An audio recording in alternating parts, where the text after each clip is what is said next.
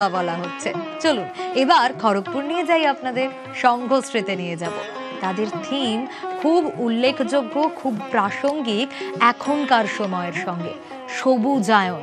দেখুন, প্রায় 6,000 চারা গাছ দিয়ে মণ্ডপ তৈরি হয়েছে। সত্যি আজকের সঙ্গে খুব প্রাসঙ্গিক, তা বলাই যায়। শঙ্কর রয়েছে আমার সঙ্গে।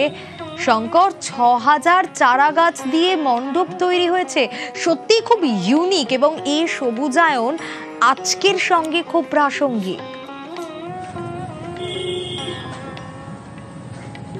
দেখো সোনিয়া, তোমাকে এবং নিউজ 18 বাংলার দর্শকদের শুভ পঞ্চমী জানাই।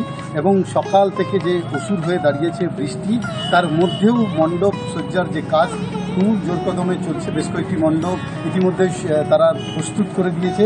আজকে আমরা দাঁড়িয়ে রয়েছি সংঘশ্রী ক্লাব, যেখানে তাদের যে বার্তা বিশ্বজুড়ে এই যে সবুজায়ন, তাকে নিয়েই তাদের এই বছরের থিম।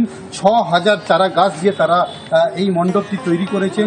সকাল থেকে বৃষ্টি পড়ছে, কিন্তু বেশ কয়েকজন দর্শনার্থী তারা বেরিয়েছেন, তাদের সঙ্গে কথা বলবো। কোথায় থেকে এসছেন আপনি? হ্যাঁ, কেমন লাগছে মণ্ডপটা? ভালো লাগছে। তো বৃষ্টি তো পড়ছে, কি করে বেরোলেন? এই বৃষ্টি পড়ছে, একটু থেমেছে, তাই ভাবলাম একটু ঘুরে আসি, সামনে একটা পুজো হচ্ছে, দেখে আসি। তো ভালো লাগলো, সবুজ চারিদিক, সবুজ সবুজ দেখে খুবই মানে আকর্ষণীয় লাগলো, তাই জন্য এলাম। কি নাম আপনার?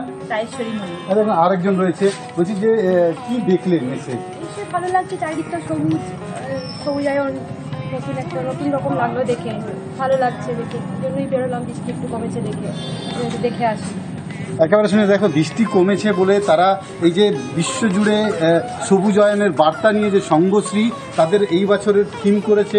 তুমি যদি মায়ের মূর্তি দেখো, সেই মায়ের মূর্তিতেও একেবারেই ইউনিক, তা বলা